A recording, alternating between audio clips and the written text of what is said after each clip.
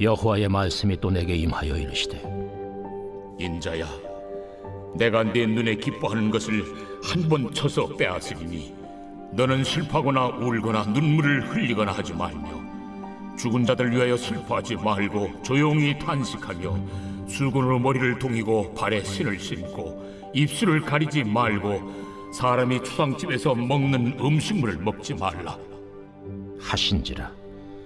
내가 아침에 백성에게 말하였더니 저녁에 내 아내가 죽었으므로 아침에 내가 받은 명령대로 행하매 백성이 내게 이르되, 내가 행하는 이 일이 우리와 무슨 상관이 있는지 너는 우리에게 말하지 아니하겠느냐? 하므로 내가 그들에게 대답하기를, 여호와의 말씀이 내게 임하여 이르시되, 너는 이스라엘 족속에게 이르기를, 주 여호와의 말씀에 내 성소는 너희 세력의 영광이요 너희 눈의 기쁨이요 너희 마음의 아낌이 되거니와 내가 더럽힐 것이며 너희의 버려둔 자녀를 칼에 엎드러지게 할지라. 너희가 에스겔이 행한 바와 같이 행하여 입술을 가리지 아니하며 사람의 음식물을 먹지 아니하며 수건으로 머리를 동인 채 발에 신을 신은 채로 두고 슬퍼하지도 아니하며 울지도 아니하되 죄악 중에 패망하여 피차 바라보고 탄식하리라. 이같이 에스겔이 너희에게 표징이 되리니 그가 행한 대로 너희가 다 행할지라. 이 일이 이루어지면 내가 주 여호와인 줄을 너희가 알리라 하라 하셨느니라. 인자야, 내가 그 힘과 그 즐거워하는 영광과 그 눈이 기뻐하는 것과 그 마음이 간절하게 생각하는 자녀를 데려가는 날, 곧 그날에 도피한 자가 내게 나와서 네 귀에 그 일을 들려주지 아니하겠느냐? 그날에 내 입이 열려서 도피한 자에게 말하고 다시는 잠잠하지 아니하리라. 이같이 너는 그들에게 표징이 되고 그들은 내가 여호와인 줄 알리라. 2022년 11월 8일 새벽, 하나님의 말씀은 에스겔 24장 15절부터 27절입니다. 오늘 말씀은 에스겔의 아내의 사망 예언과 그런 상황에서 에스겔의 상징적 행위에 대한 하나님의 지시, 그리고 에스겔의 상징적 행위가 갖는 의미에 대해 설명하고 있습니다. 사랑하는 아내의 목숨을 빼앗아 가시는 사건을 통해 예루살렘 성읍의 멸망과 관련한 중요한 말씀을 계시하고 있는 것입니다. 16절과 17절입니다. 인자야, 내가 내 눈을 기뻐하는 것을 한 번 쳐서 빼앗으리니 너는 슬퍼하거나 울거나 눈물을 흘리거나 하지 말며 죽은 자들을 위하여 슬퍼하지 말고 조용히 탄식하며 수건으로 머리를 동이고 발에 신을 신고 입술을 가리지 말고 사람이 초상집에서 먹는 음식물을 먹지 말라 하신지라. 아멘. 하나님은 에스겔로 하여금 자신의 사랑하는 아내가 갑작스럽게 죽는 경험을 하게 될 때 슬퍼하지도 울지도 눈물을 흘리지도 못하게 하십니다. 죽은 자를 위해 슬퍼하지 말고 조용히 속으로 우는 것만을 허락하셨습니다. 조용히 탄식하며란 말은 문자적으로 너는 신음하라, 너는 벙어리가 되라 라는 의미입니다. 아내의 죽음을 겪으면서도 고통스러운 감정을 전혀 표출하지 못하고 내적으로만 삼켜야 하는 에스겔의 입장이 참 말로 표현하기가 힘듭니다. 하나님의 생각을 우리가 상상하기 힘들 때가 참 많습니다. 오늘 하나님이 에스겔을 통해 하신 일은 더욱 우리가 상상하기 힘든 일입니다. 그러나 하나님이 그런 극단적인 행동을 하시는 것은 그들을 하나님을 알게 하시기 위함이에요. 하나님을 알게 하시기 위해 엄청난 일을 하십니다. 한 영혼을 구원하기 위해, 민족을 구원하기 위해 하나님은 어떤 아픈 방법이라도 사용하십니다. 아파하며 구원받는 것이 건강해서 하나님을 알지 못하고 살다가 하나님의 심판을 받는 것보다 낫기 때문입니다. 또한 오늘 본문을 통해 하나님의 말씀을 전하는 선지자가 그 사명을 감당하기 위해 때로는 정말로 감당하기 어려운 개인적인 희생까지 감수해야 하는 경우가 있다는 것을 알게 됩니다.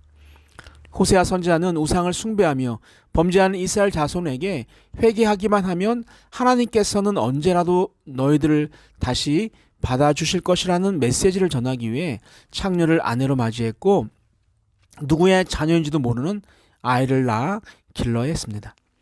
예레미야는 유다가 바벨론에 의해 패망하여 이방으로 쫓겨난 후에도 다시 돌아와 기업을 되찾을 수 있다는 하나님의 메시지를 전하기 위해 멸망 직전에 사촌으로부터 돈을 주고 땅을 사는 희생을 감수해야 했고, 결혼하지 않고 독신으로 살아야 한다는 명령을 받기도 했습니다.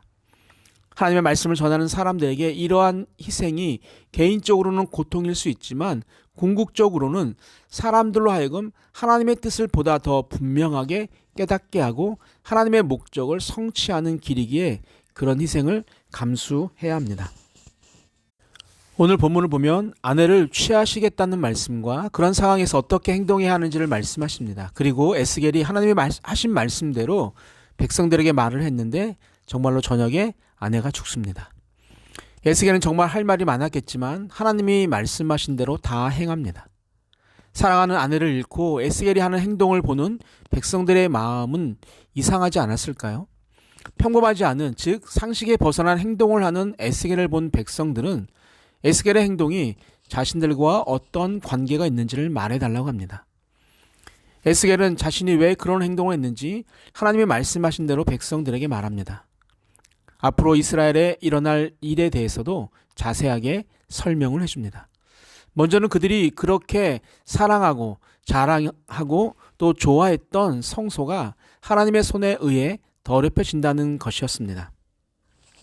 하나님의 이름과 영광이 임재하고 있다고 믿었던 그 성소가 하나님에 의해 더럽힘을 당할 것이라는 전혀 예상하지 못한 일이 일어난다는 사실은 이스라엘 백성들에게 엄청난 충격이었을 것입니다.